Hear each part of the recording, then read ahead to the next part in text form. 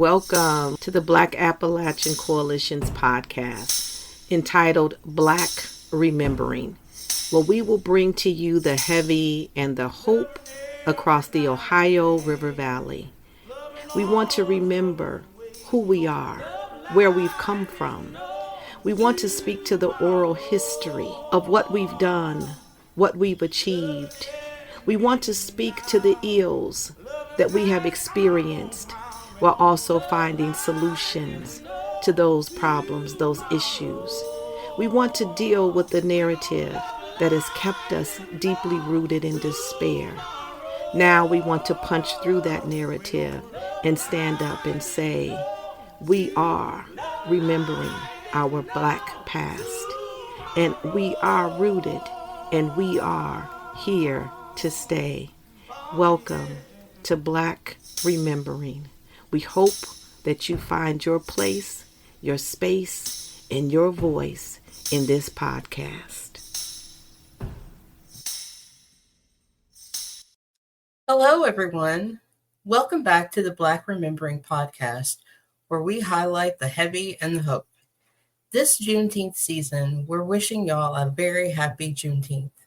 My name is Shana Goggins, and I'm the Federal Grants Navigator at the Black Appalachian Coalition, or BLAC for short. This is another episode of our Black Jubilee series in honor of Juneteenth and the ongoing struggle to enjoy full freedom.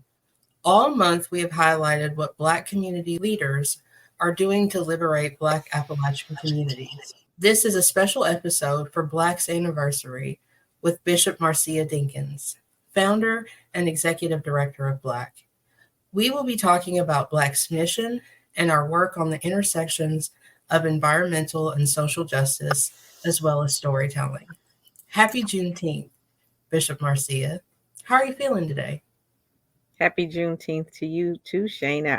I'm feeling good today, even though we have a heat wave going on here. I'm good. How are you?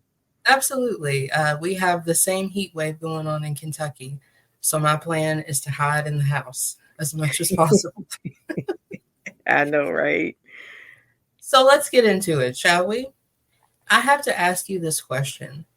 What does Juneteenth mean to you? Juneteenth is, we talk about it, from the place of freedom, but it's also this place of knowing, because it was not articulated to those who were still enslaved that they were free. And so not only is it about the liberation, but the knowing of the liberation, it's about the feeling, the embodiment, but it's also a place of, this vast confusion because you just don't know, like, I'm free. So what do I do now? Where do I go? And I think a place for us to rest in the knowing of the fact of how liberation can be two things. Number one, it can be granted, but then two, it can be withheld, but it can never be stopped, because of how people were able to move it, to the point of getting the message to those enslaved Black individuals to let them know that they're free. And so it's about celebration. It's about Black voices and joy. I think it's also about confusion and clarity. And, what's next? Absolutely. And with all of those things in consideration, how do you celebrate Juneteenth with your family and in your community? We tell stories, and I generally try to remind my children of like where we have come from and the fact that if you don't articulate, and you'll hear me say this often because I'm a firm believer, and if you don't articulate it, then it doesn't exist. And if I don't articulate our history, if I don't articulate the ways in which we have stood and endured, but also letting them know that the past, the present, and the future is a thread of connectivity, and we're a part of that thread. So just reminding them, in my community, it's celebrated in different ways. Some people do it as a picnic, others have done it as, just different events. I don't have one way in particular that we do it, other than the fact of the declaration of our emancipation or our liberation, from the issues that we were succumbed to. Absolutely. You've provided me the most excellent segue for the next question that I have. And given that you define Juneteenth as an acknowledgement of liberation as well as a celebration, and adding in that there's a really essential component that includes storytelling, tell us the story, if you don't mind, about how and why the Black Appalachian Coalition was created. Oh boy, you about to get me in trouble. We're all here for But really Black was really started because of the fact that I sat in many different spaces and at many different tables. And what I realized is that I felt as though we were an afterthought. All of these organizations came about and they were talking about the ways in which climate and environment, could be the solutions, to their communities. And I'm like, but we all don't live in your community, and so at the end of the day, it was about looking at the missing voices who gave great contributions, to the region, but yet they were constantly excluded and invisibilized from the conversation. We started out, and I actually started out working, well, volunteering, I should say, with another organization, Reimagine Appalachia, and was supporting them in their work. And we still do, we support one another. But I was the head of the Racial Justice Committee, and it was only two Black people there. And I was like, wait a minute. And so having conversations with them, it was like, we should have a Black caucus and, things like that. And they were totally in favor of it. But it really morphed off into, or birthed into, the Black Appalachian Coalition, because I also felt like while people were, raising up the conversation around good paying jobs and union jobs and the worker, there was another conversation that had to be had. And, one was like, who is the worker? How are you defining the Black worker? How does the Black worker come into the conversation? And not only that, we don't want just good paying jobs. We want investment into our communities. People are business owners. And how do we bring these entrepreneurship, opportunities? And how do we create the space, for us to be seen and heard, and creating our own table. And so Black really, was birthed, for all of those reasons, but more importantly, giving us the space that we need, because Black stories need to be heard, and Black people need to be seen, and Black people need to be invested in. Absolutely. That was a whole word. I don't know why I don't know why you thought that would get you in trouble. Because that's absolutely what we wanted to hear. So thank you for sharing that. You're welcome. Given that this is a double duty conversation, if you will, in that we want to acknowledge and celebrate Juneteenth, but we also want to talk about Black, would you mind sharing some of the issues that we are working on, specifically in line with what you shared regarding the liberation of Black Appalachian communities? Well, if it's in specific to the liberation of Black Appalachian communities, then it's attached to the narrative, because the narrative is what continues to keep the picture of Appalachia looking as though it is only about white poverty and white pain.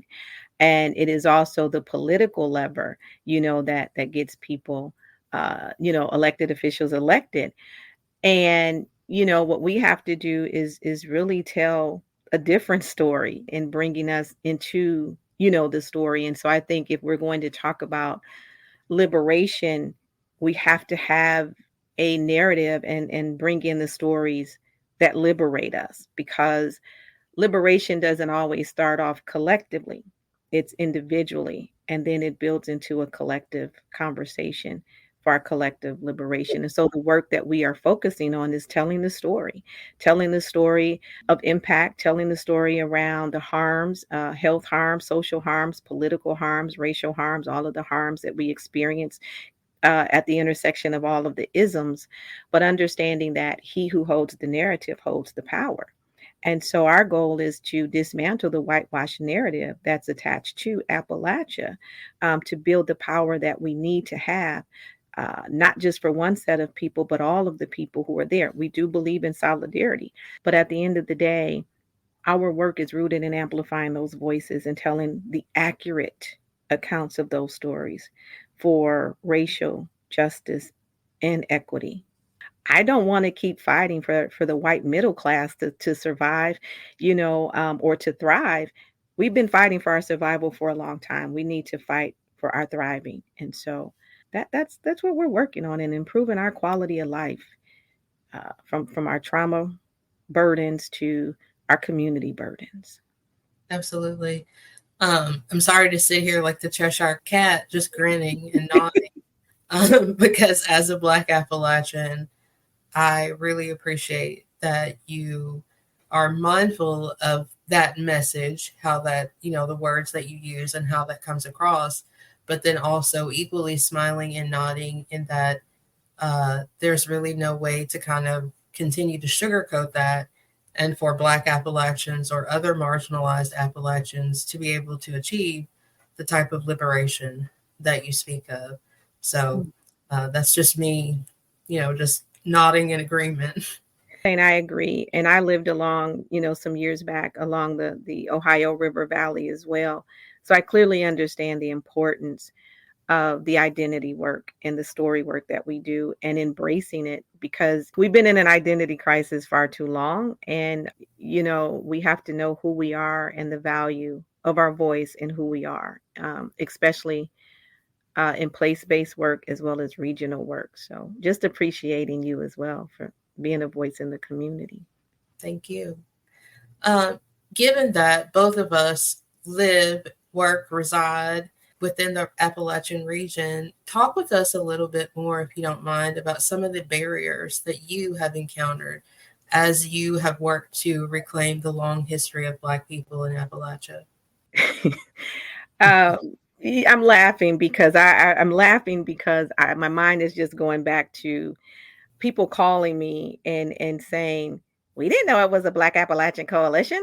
I've had people call me, or others to send me like messages through Messenger or Facebook and say, "Can we have a white Appalachian Coalition?" Really being facetious, and then constantly sending me like all of these question marks, like I'm supposed to like engage in their frivolousness.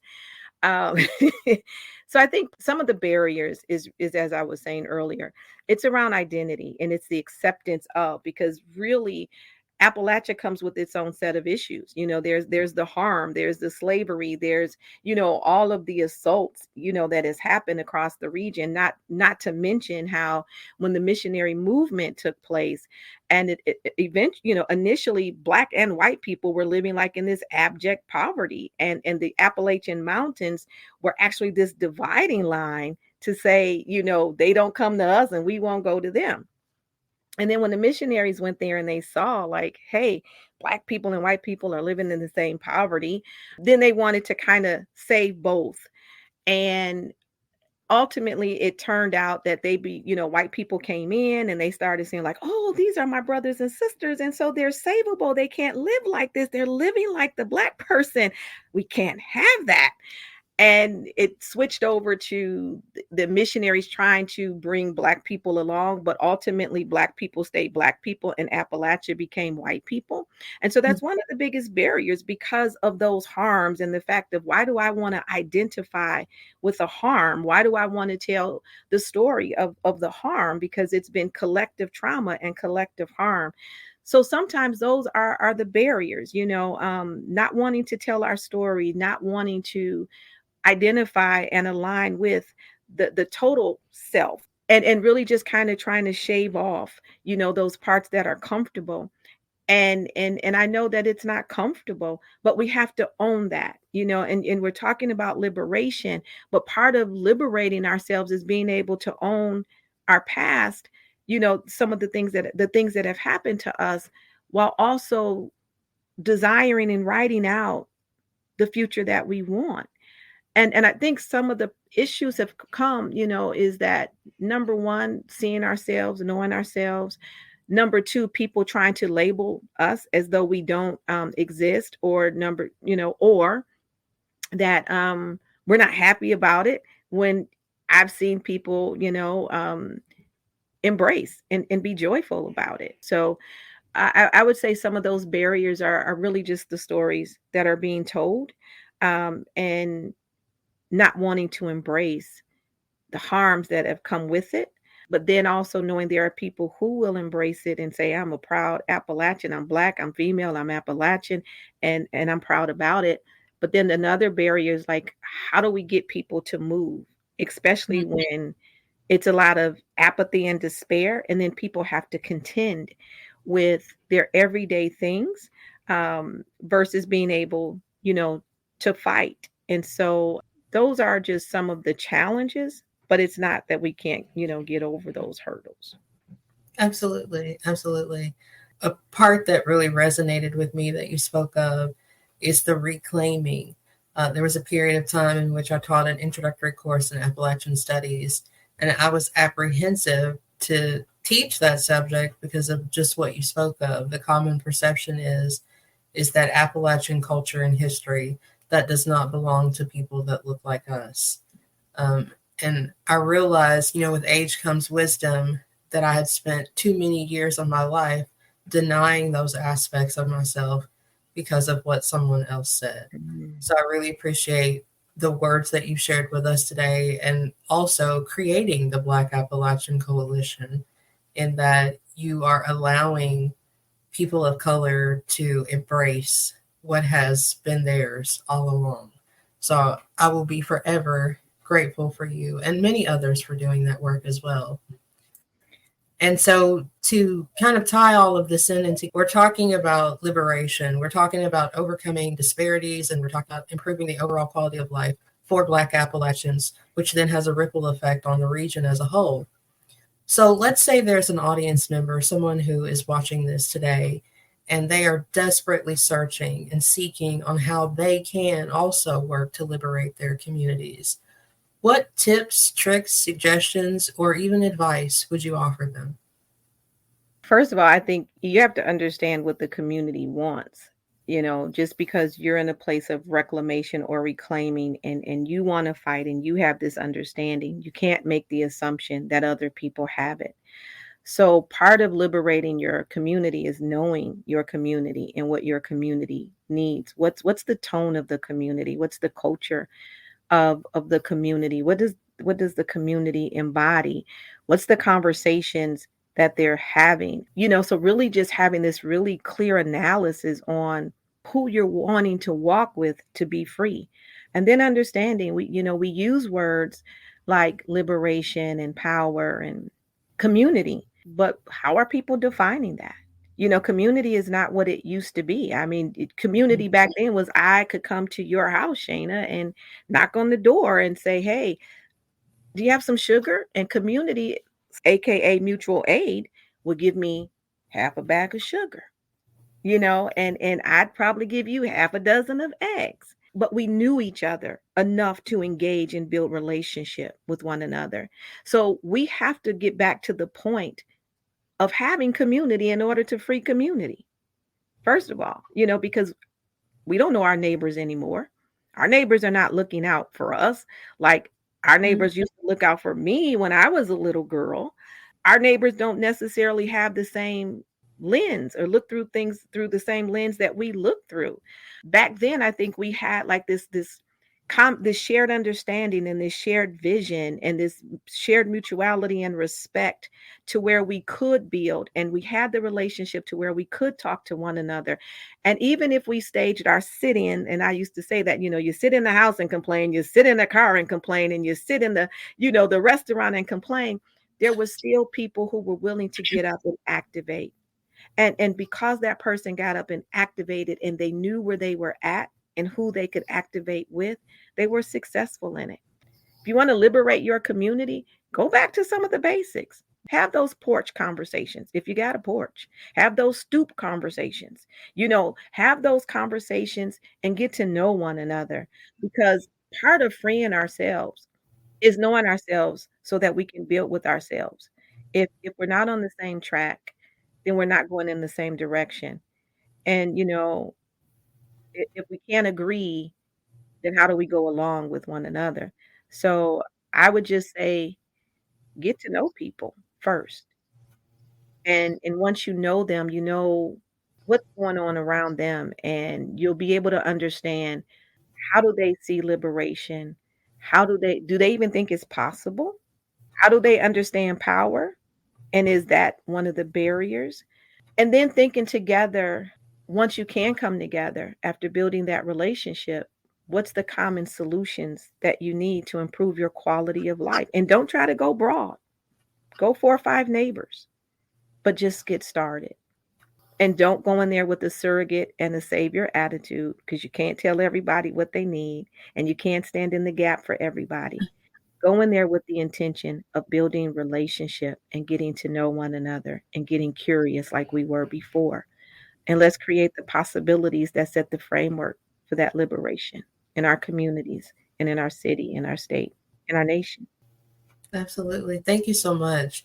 There has been a lot of time and research and pieces written about Appalachian values, and so many of the things that you shared with us today, and talking about what Juneteenth means to you, how you celebrate Juneteenth within your family, the community, the origin story of the Black Appalachian Coalition. I can't help but think about the Appalachian values that are very evident in the words that you shared, and that there's a deep love for the region, there's a deep love of the land, community, and family. And we thank you for that, absolutely 100%.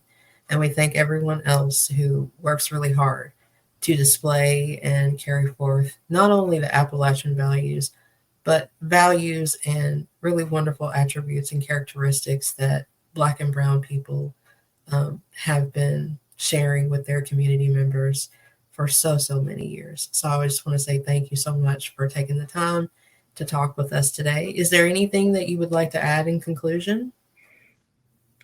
I think you said Black and Brown. I think there's no thinking. We need to add Indigenous there, Native Absolutely. American, because we still continue to, not us, but I'm just saying there are still people who are pushed out of the story. And, back then you had Black Americans marrying Native Americans. And so it's a beautiful array of diversity or um, beauty racially.